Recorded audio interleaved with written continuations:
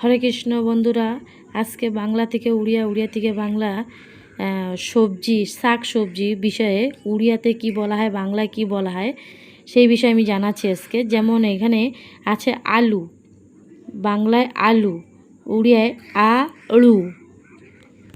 ঠিক তেমন এখানে আছে পেঁয়াজ, পেঁয়াজ, উড়িয়াতে পেঁয়াজ, পেঁয়াজ।